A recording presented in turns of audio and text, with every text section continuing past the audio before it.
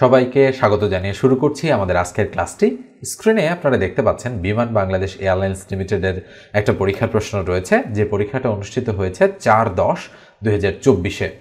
ওকে, তো এই যে প্রশ্নটা, এই প্রশ্নটার শুরুতে একটা অঙ্ক আপনারা দেখতে পাচ্ছেন, শতকরার অঙ্ক, তারপরে বীজগণিতের একটা অঙ্ক, তারপরে হচ্ছে পাটিগণিতের ঐকিক নিয়মের একটা অঙ্ক, এরপরে লাভ ক্ষতির একটা অঙ্ক, অর্থাৎ প্রত্যেকটা টপিক থেকে অঙ্কগুলো কিন্তু ধারাবাহিকভাবে সিলেকশন করা হয়েছে। ওকে, তো আমরা শুরুর অঙ্কটা নিয়ে একটু শুরুতেই আলোচনা করি আপনাদের সাথে। বলা হচ্ছে একজন কর্মচারীর বেতন 20% বৃদ্ধির পর সাপ্তাহিক 180 টাকা পেল। এর আগের সাপ্তাহিক বেতন কত ছিল? অর্থাৎ ওই কোম্পানিতে সাপ্তাহিক বেতন দেওয়া হয় কর্মচারীদের, তার মানে একজন কর্মচারীর বেতন 20% বাড়ানো হয়েছে এবং বাড়ানোর ফলে সে 180 টাকা পেয়েছে। তার মানে আগের বেতন অবশ্যই কম ছিল, এবং ওই আগের সাপ্তাহিক বেতন কত ছিল সেটাই কিন্তু আমাদের বের করতে বলা হচ্ছে। তো এখন আমরা ধরে নিলাম, যেহেতু পার্সেন্টেজের অঙ্ক, যে আগে সে বেতন পেত 100% বা 100 টাকা। তো যেহেতু পার্সেন্ট, তার মানে 100 টাকার ভ্যালু বের করতে পারলেই কিন্তু আমাদের অঙ্কটা হয়ে যাবে। তাহলে যেহেতু বলেছে যে 20% বাড়ানোর পর 180 টাকা সে পেয়েছে, তার মানে আগে 100%, তারপরে 120%-এর ভ্যালু হচ্ছে 180 টাকা। তার মানে আমরা এটাই বলবো যে 120% ইকুয়াল হচ্ছে 180 টাকা। তাহলে বলেন তো 1% কত? 1% মানে হচ্ছে উপরে 180, তার নিচে 120, কেননা কমে গিয়েছে, কমে যাওয়া মানে ভাগ হওয়া। এবার বলেন 100%-এর ভ্যালু কত? 1% যদি ভাগ হয়ে যায় তাহলে 100% গুণ হবে, তার মানে বেশি হবে। তাহলে উপরে হবে 180 গুণন 100, নিচে যা আছে তাই 120। 0 0 আমরা ক্রস করে দিলাম, 5 দ্বারা কাটবো, 5 2 10, ওই 2 দ্বারা এটাকে কাটবো, 6 2 12, ওই 3 দ্বারা 180-কে যদি আমরা কাটি, 3 6 18, আর 0টা দিয়ে দিলাম। তাহলে 5 আর 30 গুণ করতে হবে, 5 30-এ কত? 150। তার মানে নিঃসন্দেহে আমরা বলতে পারি বি নম্বর যে অপশনটা রয়েছে সেটাই কিন্তু আমাদের রাইট অপশন। এবার এটা মুছে দিয়ে আমরা নেক্সট অঙ্কে চলে যাচ্ছি। 2 নম্বর অঙ্কটা দেখেন, এটা হচ্ছে কি বীজগণিতের মান নির্ণয়ের একটা অঙ্ক, এবং অঙ্কটা কিন্তু মোটামুটি লেভেলের একটা অঙ্ক। ঠিক আছে, একটু ডিফারেন্টভাবে আপনাদেরকে করতে হবে, আমি দেখেই বুঝেছি। তো বলা হচ্ছে a + b = 7 এবং a² + b² = 25 হলে নিচের কোনটি 2ab এর মান হবে? তো আমরা যদি 2 × ab এর সূত্র যদি আমরা প্রয়োগ করি, তাহলে ইকুয়াল 2 × বলেন তো ab এর সূত্র কি? ab এর সূত্র হচ্ছে a + b / 2, তার উপর whole square, minus a - b / 2, তার উপর হোল স্কোয়ার। এবং যেহেতু এখানে 2 রয়েছে, তাই আমরা চাইলে এটাকে সেকেন্ড ব্র্যাকেটে রাখতে পারি। এই সূত্র দিয়েও আমরা অঙ্কটা করতে পারি, তবে যেহেতু এমসিকিউ টাইপের পরীক্ষায় এসেছে, সেক্ষেত্রে এই সূত্র দিয়ে করলে দেখেন a + b এর মান দেওয়া থাকলেও a - b এর মান কিন্তু এখানে দেয়া নেই, তাই আমাদের একটু কৌশলে বের করে নিতে হবে। তো ওইটা আমরা লিখিত টাইপের পরীক্ষায় করব। তো আমরা এমসিকিউ কিভাবে করতে পারি সেটা একটু এখান থেকে দেখি। ওকে, তো এমসিকিউ টাইপের অঙ্কের জন্য আমরা করব কি, এই যে 2ab-র মান যেহেতু বের করতে বলেছে, তো 2ab আমরা পাই a + b² সূত্রে। তো এই জিনিসটা আমরা লিখব, যে দেওয়া আছে, লিখে আমরা লিখব a + b = 7। লিখে দিলাম। লিখে দেওয়ার পর আমরা উভয় দিকে বর্গ করব। এইদিকে আর এইদিকে যদি বর্গ করি, তাহলে বলেন তো দেখি, বা a² + 2ab + b² পাই কিনা? অবশ্যই। আর 7-এর উপর স্কোয়ার মানে 49। দেখেন এই a² আর b² যদি আমরা পাশাপাশি লিখি, বা a² + b² + 2ab = 49, তাহলে a² + b² এর মান কত? 25। তাহলে বা আমরা করতে পারি কি, এটার মান 25 বসাই দিচ্ছি, প্লাস 2ab = 49। আমি কিন্তু এটার উপরেই করে দিচ্ছি, কারণ পরীক্ষার হলে এমসিকিউ টাইপের পরীক্ষায় কিন্তু আপনাদের প্রশ্নপত্রের উপরেই লিখে লিখে করতে হবে। তাহলে বা 2ab-র ভ্যালু কত? 2ab = 49, এই 25 ওইদিকে গেলে -25 হয়ে যাচ্ছে। তাহলে সুতরাং 2ab = 25 থেকে 49 থেকে 25 বাদ দিলে 24 থাকে। দেখেন আমাদের কিন্তু 2ab-র ভ্যালু এখান থেকে বের করতে বলেছে। তাহলে নিঃসন্দেহে আমরা বলতে পারি আমাদের সঠিক উত্তর কত? 24। দেখেন বি নাম্বার যে অপশনটা রয়েছে সেটাই কিন্তু আমাদের রাইট অপশন। এবার আমরা তৃতীয় অঙ্কে চলে যাচ্ছি। 3 নম্বর অঙ্কটা একটু ভালো করে আপনারা দেখেন। কি বলা হচ্ছে, একটি কাজ 10 জন 6 দিনে করতে পারে, 3 জন কত দিনে করতে পারবে? খুবই ইজি একটা অঙ্ক, সহজেই যদি আপনারা করতে চান, প্রথম লাইনে যেটা থাকে সে দুটো গুণ করে পরেরটা দিয়ে ভাগ করবেন। তাহলে 10 × 6 / 3, তাহলে 3 2 × 6, 10 2 × কত? 20। তার মানে উত্তর হচ্ছে 20 দিন। ওকে, কিন্তু যদি আপনি মনে করেন যে আমি তো এটা বুঝলাম না কিভাবে হলো, তো খেয়াল করেন, তাদের জন্য আমি একটু বলছি যে একটি কাজ 10 জন 6 দিনে করতে পারে, 3 জন কত দিনে কাজটি করতে পারবে? তাহলে কত দিনে, তার মানে এই অঙ্কটা থেকে আমাদের দিন বের করতে বলেছে। তো যেটা বের করতে বলে সেটাকে আমরা সাধারণত ডান দিকে রাখি। ওকে, সাধারণত বললাম এটা হলো সবসময় আমরা ডান দিকে রাখি, এটাই বলা যায়। সাধারণত বললে বোঝা যায় যে কখনো রাখি কখনো রাখি না। ওকে, তার মানে আমি বললাম যেটা বের করতে বলে সেটাকে মাস্ট বি ডান দিকে রাখতে হবে। তো প্রথম লাইন আমরা দেখতেছি 10 জন করে 6 দিনে, তার মানে ডান দিকেই আছে দিনটা। তাহলে আমরা এখানে লিখব যে 10 জন একটি কাজ করে কয় দিনে? 6 দিনে। তার মানে আমি কিন্তু মাঝখানের কথাগুলো লিখলাম না, আপনারা লিখে নেবেন।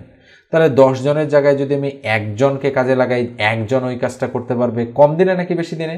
নিশ্চয়ই বেশি দিন সময় লাগবে, বেশি মানেই গুণ, এই জন্য 6 গুণন 10। ওকে, মনে রাখবেন ঐকিক নিয়মে কম বোঝালে ভাগ হয়, আর যদি বেশি বোঝালে গুণ হয়। এই জন্য 10 জনে একটি কাজ করে 6 দিনে, তাহলে ওই কাজটা যদি একজনে করতে চায় দিন বেশি লাগবে, মানে এইটাকে আমরা প্রশ্ন করব, দিনটাকে আমরা প্রশ্ন করব যে 10 জনের লাগে 6 দিন, তাহলে একজনের কত দিন লাগবে? এই যে কত দিন, তার মানে বেশি উত্তর আসছে, ওই জন্য বেশি মানে গুণ। এবার প্রথম লাইনটা আমরা মন থেকে মুছে ফেলবো। এবার আমাদের কাছে আছে একজনে এত দিনে, একজনে একটি কাজ করে এত দিনে। তাহলে একজনের জায়গায় যদি এবার আমি 3 জনকে কাজে লাগাই, তাহলে 3 জন ওই কাজটা করতে পারবে এবার কম দিনে, তাহলে কম মানেই ভাগ। তার মানে উপরে 6 গুণন 10 আগে থেকেই আছে, নিচে 3। তাহলে আমরা 3 দুগুণ 6 2, 2 দ্বারা 10কে গুণ করলে 10 দুগুণ কত? 20। তার মানে 20 দিনে হচ্ছে আমাদের সঠিক উত্তর। তো খেয়াল করে দেখেন উত্তরটা কোথায় রয়েছে, এই যে ক নম্বর বা এ নম্বরই রয়েছে। এই জন্য আমরা কিন্তু এই দুটো গুণ করে এটা দ্বারা ভাগ করেছি। তো আপনাদের যখন হ্যাবিট হয়ে যাবে অঙ্ক করতে করতে, তখন চাইলে আপনারা এই কাজটা করতে পারেন। তো এই পর্যায়ে আমি একটু বলি, যারা আমার এই চ্যানেলে নতুন, অর্থাৎ আজকেই প্রথম ভিডিও দেখছেন কিংবা আগে থেকে দেখেছেন কিন্তু সাবস্ক্রাইব করেননি, যদি প্রয়োজন মনে করেন তো অবশ্যই সাবস্ক্রাইব করতে পারেন, আর প্রয়োজন না মনে করলে সাবস্ক্রাইব করার কোনো দরকার নেই। ওকে, আর ফেসবুক পেজ থেকে যারা দেখছেন পেজটা ফলো দিয়ে রাখেন, আর ভিডিওটাতে একটা লাইক দিতে ভুলবেন না। এরপর আমরা পরের অঙ্কে চলে যাচ্ছি। স্ক্রিনের 4 নম্বর অঙ্কটা দেখেন কি বলা হচ্ছে, একটি দ্রব্য 170 টাকায় বিক্রি করলে 15% ক্ষতি হয়, দ্রব্যটির ক্রয় মূল্য কত? তো পার্সেন্টেজের অঙ্কে মনে রাখবেন ক্রয় মূল্য মানে 100% এর ভ্যালু। তো আমরা যদি অঙ্কটা করতে চাই তো কিভাবে করব শর্টকাটে, সেটা হচ্ছে একটি দ্রব্য 170 টাকায় বিক্রি করলে 15% ক্ষতি হয়। তার মানে বলেন তো দেখি ক্রয় মূল্য বেশি আছে কিনা? অবশ্যই বেশি আছে। মানে আমরা বলতে পারি যে 100 থেকে যদি 15% বাদ দেই, তাহলে এই 170 টাকা হচ্ছে 85%-এর ভ্যালু। তাহলে আমরা বলতে পারি 85%-এর ভ্যালু হচ্ছে 170 টাকা। তাহলে 1%-এর ভ্যালু কত? 170কে কত দিয়ে ভাগ হবে? 85 দিয়ে ভাগ হবে। তাহলে 100%-এর ভ্যালু কত? যেহেতু ক্রয় মূল্য বের করতে বলেছে, তার মানে এবার কি হবে? গুণ হবে। আমি কিন্তু এক লাইনেই করলাম। তাহলে আমি যদি কাটাকাটি করি 5 17 85, তাহলে মনে মনে 5, ওই 5 দ্বারা যদি এটাকে কাটি 5 20 100, আর 17 দ্বারা যদি এটাকে কাটি 17 1 17 শূন্য দিয়ে দিলাম, 10 আর 20 গুণ করলে 10 20 কত? 200। তাহলে নিশ্চয়ই আমরা বলতে পারি সঠিক উত্তর হচ্ছে 200 টাকা। এবার দেখেন পরের অঙ্কটা, খুবই ইজি, একদম একটা সহজ অঙ্ক এসেছে। কি বলা হচ্ছে? 8 13 21 34 ধারাটির পরবর্তী সংখ্যা কত? উত্তর সহ আপনাদের অনেকেরই মুখস্থ যে উত্তর হচ্ছে 55। কিভাবে হলো দেখেন, 13 আর 8 কত? যোগ করলে 21 হয়। 21 আর 13 কত? 34 হয়। 34 আর 21 কত? 55 হয়। এটা একটা ধারা, যেটাকে আমরা অনেক সময় ফিবোনাচ্চি ধারা বা ফিবোনাক্কি ধারা বলে থাকি। ওকে, তার মানে পরবর্তী সংখ্যাটা হয় সবসময় পূর্ববর্তী দুটি সংখ্যার যোগফল। এই জন্য এটা হচ্ছে অনেকবার বিভিন্ন চাকরির পরীক্ষায় এসেছে, এবং জাস্ট এতটুকু জানতে হবে যে পূর্ববর্তী দুটি সংখ্যার যোগফল পরবর্তী সংখ্যা। ওকে, এবং এই ধারাটার নাম হচ্ছে ফিবোনাচ্চি ধারা। এবার আসেন পরেরটা, এটা মুখস্থ টাইপের একটা প্রশ্ন। 1 কাঠা ইকুয়াল কত শতক? তো মনে রাখবেন 1 কাঠা মানে হচ্ছে 1.65 শতক। এটাতে আসলে করার কিছু নেই, এটা জাস্ট মুখস্থ। পরেরটা আসেন, পরেরটাতে বলা হচ্ছে 15 20 25 এর লসাগু কত? তো লসাগু নিশ্চয়ই করতে জানেন, পরীক্ষাটাতে আসলে অনেক সহজ প্রশ্ন এসেছে। 15 20 25 এর লসাগু কত? তো লসাগু কিভাবে করতে হয়? কত দিয়ে যায়? 5 দিয়ে যায়। তাহলে 3 5 15, 4 5 20, 5 5 25, 8 তো যায় না। 4 20 কত হচ্ছে? 4 5 20, 3 20 60, 5 60, তাহলে 60 গুণন 5, 5 6 30, তার মানে 300। তার মানে এদের লসাগু কত? লসাগু হচ্ছে 300। দেখেন এই যে 300 উত্তর। এবার 8 নম্বর যে অঙ্কটা রয়েছে, এটা জ্যামিতির একটা অঙ্ক। তো আমি একটু এটা তুলে দিচ্ছি আর কি, আমি অঙ্কটা দেখাচ্ছি যে কোন অঙ্ক এসেছে। খেয়াল করে দেখেন, একটি ত্রিভুজের ভূমির দৈর্ঘ্য 6 মিটার ও উচ্চতা 4 মিটার, ত্রিভুজাকার ক্ষেত্রটির ক্ষেত্রফল কত? তার মানে একটা ত্রিভুজ যে কোনো ধরনের ত্রিভুজ হতে পারে যেটার ভূমি 6 আর উচ্চতা 4 হলে ত্রিভুজটির কি কত, ক্ষেত্রফল কত। তাহলে আমরা একটা ত্রিভুজ ধরি ভূমির দৈর্ঘ্য হচ্ছে কত 6 আর উচ্চতা 4, তার মানে উচ্চতাটা একটু ছোট দিয়ে দিলাম, তাহলে এটা হচ্ছে 6 আর এটা হচ্ছে 4। তাহলে কি বের করতে বলেছে, ক্ষেত্রফল কত।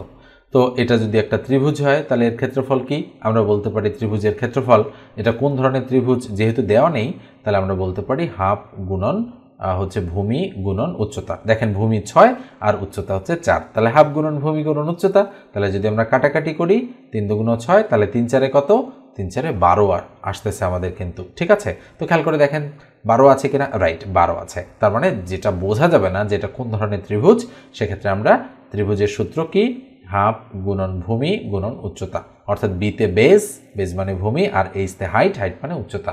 এটা হচ্ছে এরিয়া নির্ণয় করার রুল বা সূত্র, হাফ গুণন ভূমি গুণন উচ্চতা, অর্থাৎ half into B into H. অনেক সময় আমরা area equal to half BH এভাবেও দেখতে পাই এই সূত্রটাকে। ওকে, তো এবার দেখেন 9 নম্বর যে অঙ্কটা রয়েছে সেটা দেখেন একটু ভালো করে। কি বলা হচ্ছে, সমকোণী ত্রিভুজের অতিভুজ সংলগ্ন কোণ দুইটির প্রত্যেকটিকে কি কোণ বলে? অবশ্যই সূক্ষ্মকোণ বলে।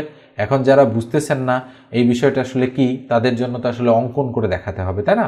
তাহলে সমকোণী ত্রিভুজ, তাহলে আমি একটা সমকোণী ত্রিভুজ অঙ্কন করি এখানে। ওকে, তো এই হচ্ছে একটা সমকোণী ত্রিভুজ। আচ্ছা, কিভাবে বুঝলাম যেটা একটা সমকোণী ত্রিভুজ? মনে রাখবেন যে ত্রিভুজের একটা কোণ 90 ডিগ্রি, সেই ত্রিভুজকে বলা হয় সমকোণী ত্রিভুজ। আচ্ছা বলেন তো বাকি দুটো কোণের সমষ্টি কত? অবশ্যই 90, কেননা ত্রিভুজের 3 কোণের সমষ্টি 180 ডিগ্রি। তাহলে একটা যদি 90 হয় বাকি দুটো মিলে কত হবে? 90 হবে। এখন বলা হচ্ছে সমকোণী ত্রিভুজের অতিভুজ সংলগ্ন। আচ্ছা, অতিভুজ কোনটা? অতিভুজ হচ্ছে এইটা, অতিভুজ সংলগ্ন কোণ দুইটি, তার মানে অতিভুজ সংলগ্ন অর্থাৎ অতিভুজের সাথে লাগানো আছে এই একটা কোণ আর এই একটা কোণ, এই দুটো কোণের বলা হচ্ছে প্রত্যেকটি কি, প্রত্যেকটা অবশ্যই 90 ডিগ্রির চেয়ে ছোট হবে। কেন? কারণ হচ্ছে দুইটা মিলে 90, তাহলে একটা যদি 90 হয় আর একটা তো শূন্য হলে তো কোনো রকমভাবেই সেটা ত্রিভুজ হবে না, তাই না? বা কোণই উৎপন্ন হবে না। এই কারণে আমরা বলতে পারি যে এইটা এবং এটা, এই দুটা অবশ্যই সূক্ষ্মকোণ হবে। কেননা সূক্ষ্মকোণ কি, সূক্ষ্মকোণ হচ্ছে 90 ডিগ্রি অপেক্ষা ছোট কোণকে আমরা কি বলি? সূক্ষ্মকোণ বলি। সরলকোণ কি? 180 ডিগ্রি কোণ। সমকোণ কি? 90 ডিগ্রি কোণ। স্থূলকোণ কি? 90 ডিগ্রি অপেক্ষা বড় কিন্তু 180 ডিগ্রি অপেক্ষা ছোট। আর তাহলে বাকি থাকলো সূক্ষ্মকোণ। সূক্ষ্মকোণ কি? 90 ডিগ্রি অপেক্ষা ছোট কোণকে বলা হয় সূক্ষ্মকোণ। এই জন্য উত্তর 9 নম্বর অঙ্ক, মানে 9 নম্বরের এ, ঠিক আছে। এবার 10 নম্বর অঙ্কটা দেখেন, বলা হচ্ছে 3:5 দ্বিগুণ অনুপাত কত? মনে রাখবেন উচ্চারণটা হচ্ছে দ্বিগুণ অনুপাত। এবং দ্বিগুণ অনুপাত বের করার সময় আমাদের কি করতে হয়? জাস্ট এটার উপরে স্কয়ার, এটার উপরে স্কয়ার। মনে রাখবেন দ্বিগুণ অনুপাত মানে 3কে 2 দ্বারা গুণ আর 5কে 2 দ্বারা গুণ, এটা না। ওকে, এটা না কিন্তু। তাহলে 3 দুগুণ 6 আর 5 দুগুণ 10, এটা কিন্তু কখনো না। দ্বিগুণ অনুপাত মানে হচ্ছে যেটা থাকবে সেটার উপরে স্কয়ার আর পরে যেটা থাকবে সেটার উপরে স্কয়ার, অর্থাৎ পূর্ব রাশির বর্গ এবং উত্তর রাশির বর্গ। অনুপাতের প্রথম রাশিটিকে বলা হয় পূর্ব রাশি আর পরের রাশিটিকে বলা হয় উত্তর রাশি। তো পূর্ব রাশির বর্গ কত? 9, উত্তর রাশির বর্গ কত? 25। এটাকেই বলা হয় দ্বিগুণ অনুপাত। তার মানে আমাদের সঠিক উত্তর 9:25। এবার পরেরটা আসেন, বলা হচ্ছে 10 টাকায় 12টি করে কমলা ক্রয় করে 10 টাকায় 8টি করে কমলা বিক্রয় করলে শতকরা কত লাভ বা ক্ষতি হবে? খুবই সুন্দর একটা অঙ্ক এটা, এবং আমি কিন্তু অনেকবার এই ধরনের অঙ্ক আপনাদেরকে করে দিয়েছি। ওকে, আরেকবার একটু আমি করে দিচ্ছি, ভালো করে দেখেন। 10 টাকায় 12টি কমলা ক্রয়, তার মানে বলেন তো দেখি দুই ক্ষেত্রে টাকার ফিগার সেম আছে কিনা? Must be same. তো দুই ক্ষেত্রে যদি টাকার ফিগার সেম থাকে আর কেনার সময় আমরা 10 টাকায় 12টা কিনেছি আর বিক্রি করার সময় 10 টাকায় 8টা বিক্রি করেছি, তার মানে আমাদের লাভ হয়েছে। তার মানে আমাদের হাতে এখনো 4টা কমলা রয়েছে বিক্রি করার জন্য, আসল কিন্তু উঠে গিয়েছে। একটু ডিপলি চিন্তা করবেন, যেহেতু লাভ বা ক্ষতি বলেছে তার মানে আমরা শুরুতে ধরে নিলাম অবশ্যই আমাদের লাভ হবে। কেন? কেননা যেহেতু আমরা কেনার সময় বেশি কিনেছি, বিক্রি করার সময় কম করে বিক্রি করেছি। ওকে, কম দামে না কিন্তু, কমটি, এই জন্য লাভ হয়েছে। তাহলে এই ধরনের অঙ্কের ক্ষেত্রে লাভ ইকুয়াল ক্রয় মাইনাস বিক্রয় ভাগ বিক্রয় ইন্টু 100, এই রুল আমরা প্রয়োগ করে দিই। ক্রয় কত? ক্রয় টাকায় কয়টা? টাকায় 12টা, তাহলে 12 মাইনাস বিক্রয় 8টা, তাহলে 8 ভাগ বিক্রয় 8 ইন্টু কত? 100। তাহলে কত হয়? 12 থেকে 4 8 বাদ দিলে 4, নিচে 8 ইন্টু হচ্ছে 100, তাহলে 4 দুগুণ 8 2, 2 দ্বারা 100কে কাটলে কত হয়? 50, তাহলে ইকুয়াল হচ্ছে 50% আমাদের কি হয়েছে, লাভ হয়েছে। খেয়াল করে দেখেন এই যে বি নাম্বার অপশনে লাভ রয়েছে 50%। এবার আসেন পরের অঙ্কটা, বলা হচ্ছে এটা স্থানীয় মান সংক্রান্ত একটা অঙ্ক। বলা হচ্ছে 23,005 সংখ্যাটিতে 3 এর স্থানীয় মান কত। মনে রাখবেন আমরা যখন একটা তৈরি করি সংখ্যা একক, দশক, শতক, হাজার, অযুত এভাবে আমরা যাই সংখ্যাটা। ওকে, তাহলে এখন এইটা কি, এটা একক, এটা কি দশক, এটা শতক, এটা হাজার। আচ্ছা বলেন তো এইটা হচ্ছে কত হাজার, 3,000। ওকে, মনে রাখবেন এটা কত হাজার, 3,000, তাই এর স্থানীয় মান কত, 3,000। ঠিক আছে, তার মানে আমাদের সঠিক উত্তর ডি নম্বরটা রাইট। এখন আসেন আমি একটু আপনাদের বোঝাই জিনিসটা কিভাবে তৈরি হয়। আসলে এই সংখ্যাটা তৈরি হয়েছে, খেয়াল করে দেখেন এটা একক, তাই না, তার মানে 1 গুণন 5 এভাবে মাঝখানে প্লাস চিহ্ন। এটা দশক, তার মানে 10 গুণন 0 প্লাস। এটা শতক, তার মানে হচ্ছে 100 গুণন 0 মাঝখানে প্লাস। ওকে, এবার হাজার, তার মানে কত, 1000 গুণন 3, এটা মাঝখানে প্লাস। তারপরে এটা এটা এটা কত, এটা এটা 1000-এর পরে এটা 10,000 দিয়ে এটাকে গুণ হবে, তার মানে 10,000 গুণন হচ্ছে 2। ওকে, এইভাবে তৈরি হয়েছে। তাহলে 3 এর স্থানীয় মান কত, 3 এর স্থানীয় মান হচ্ছে 3 দ্বারা 1000-কে গুণ করলে কত হবে, 3000। এটা হচ্ছে কার স্থানীয় মান, 3 এর স্থানীয় মান। এইভাবে সংখ্যাটা এখন আপনি গুণ করে যোগ করে দেখেন সংখ্যাটা কিন্তু এটাই হবে। আমি একটা ছোট সংখ্যা দিয়ে এক্সাম্পল দিচ্ছি, ধরেন 157। এটার 5 এর স্থানীয় মান কত, 10, 1 এর স্থানীয় মান 100 আর 7 এর স্থানীয় মান 1। তাহলে এটার স্থানীয় মান 1, এটার স্থানীয় মান 10, এটার স্থানীয় মান 100। সংখ্যাটা কিভাবে তৈরি হয়েছে, তার মানে 1 আছে, তার মানে 100 গুণন 1 যোগ 5 আছে, 10 গুণন 5 যোগ 7 আছে, 1 গুণন 7। তাহলে কত হয়, 100 দ্বারা 1কে গুণ করলে 100 যোগ 10 দ্বারা 5কে গুণ করলে 5 10 50 যোগ 1 দ্বারা 7কে গুণ করলে 7, তাহলে কত হচ্ছে 157। ঠিক এইভাবেই এই সংখ্যাটাও তৈরি হয়েছিল। তাই 3 এর স্থানীয় মান কত হবে, অবশ্যই 3000 হবে। ওকে, এবার আমরা নেক্সট অঙ্কে চলে যাচ্ছি। পরের অঙ্কটা দেখেন, বলা হচ্ছে বি এর 3 গুণের সাথে 7 যোগ করলে যোগফল 37 হয়, বি এর মান কত। তো খুবই ইজি অঙ্ক এটাও। আমরা তাহলে অঙ্কটা করা শুরু করে দিই। বি এর 3 গুণ, বি এর 3 গুণ মানে 3b, তার সাথে 7 যোগ, তাহলে যোগ 7, যোগফল 37 হয়, তাহলে ইকুয়াল কত, 37। তাহলে বি এর মান কত, তাহলে আমরা বি এর মান বের করব। তাহলে বাকি হবে বলেন তো, 3b ইকুয়াল 37 থেকে 7 বাদ, তার মানে 30। তাহলে সুতরাং বি ইকুয়াল টু কত বলেন তো দেখি, বি ইকুয়াল হচ্ছে 30কে 3 দ্বারা ভাগ করলে 10। খুবই ইজি অঙ্ক, 10 হচ্ছে আমাদের সঠিক উত্তর। খেয়াল করে দেখেন 10। ওকে, এই যে দেখেন 10 হচ্ছে সি নম্বরে। এবার পরেরটাতে আমরা চলে যাব এবং লাস্ট অঙ্ক 14 নম্বর। 8 কেজি চালের দাম 168 টাকা, 5 কেজি চালের দাম কত। বানান কিছুটা ভুল রয়েছে। তো কি বলা হচ্ছে, 8 কেজি চালের দাম 168 টাকা, 5 কেজি চালের দাম কত। তাহলে 8 কেজির দাম 168, তাহলে 1 কেজির দাম আমরা আগে বের করি। তাহলে 168কে 8 দ্বারা যদি আমরা ভাগ করি, এটা হলো 1 কেজির দাম। তাহলে এবার 5 কেজির দাম কত, তাহলে একে আমরা 5 দ্বারা গুণ করব, একবারই কিন্তু হয়ে যাবে। ওকে, তাহলে কত হবে, যদি আমরা কাটাকাটি করি, 8 দুগুণ 16, 2, 8 একে 8, 21। তাহলে 5 21-এ কত, 5 একে 5, 5 দুগুণ 10, 105 টাকা। তাহলে নিঃসন্দেহে এটা আর বোঝানোর কিছু নেই, এমনিতেই আপনারা বুঝতে পারছেন। ওকে, এটা ঐকিক নিয়মে সাজানোর প্রয়োজন নেই, মুখে মুখে করা সম্ভব। তো এই হচ্ছে আমাদের 14টা অঙ্ক এই পরীক্ষায় এসেছিল। তো আপনারা অনেক সময় আমাকে বলেন যে আমি খুব সহজ সহজ অঙ্কগুলো করে দিই। হ্যাঁ, আপনাদের পিএসসি এর নন ক্যাডার বা ক্যাডার সার্ভিসের যে পরীক্ষাগুলো আছে সেগুলোতে তো কিছুটা কঠিন অঙ্ক আসবেই, কিন্তু নিচের দিকের তৃতীয় চতুর্থ শ্রেণীর যে হচ্ছে পরীক্ষাগুলো রয়েছে সেগুলোতেও কিন্তু অত কঠিন অঙ্ক আসে না, খুব সহজ অঙ্কই আসে। ওকে, এই জন্য আপনাদের একটু যদি হচ্ছে সাজেশনমূলক অঙ্কগুলো প্র্যাকটিস করেন, সব অঙ্ক করার দরকার নেই। ঠিক আছে, আপনারা যদি একটু খুঁটে খুঁটে দেখেন যে কোন ধরনের অঙ্ক এসেছে, বিগত সালের প্রশ্নগুলো অ্যানালাইসিস করবেন, যে পরীক্ষাগুলো আপনারা দিবেন, দেন হচ্ছে কোনো বইয়ের হেল্প নেবেন। যেটাতে বুঝবেন না, ইউটিউব আছে, ফেসবুক আছে, সেখানে সে সার্চ করবেন, বুঝবেন। আসলে পড়াশোনা করতে হবে, পড়াশোনা করা ছাড়া কখনোই আপনি ভালো করতে পারবেন না। ওকে, তো আমার কাছে যদি আপনারা পড়তে চান অবশ্যই 01642702760 এই নাম্বারে হোয়াটসঅ্যাপে যোগাযোগ করবেন। মোটামুটি 3-4 মাস সময় নিয়ে আমার কাছে পড়তে আসবেন, তাহলে কিছুটা হচ্ছে আপনারা প্র্যাকটিস করার জন্য সময় পাবেন এবং মোটামুটি ভালো একটা দক্ষতা আপনারা অর্জন করতে পারবেন। ওকে, তো ধন্যবাদ সবাইকে, ভালো থাকবেন, সুস্থ থাকবেন।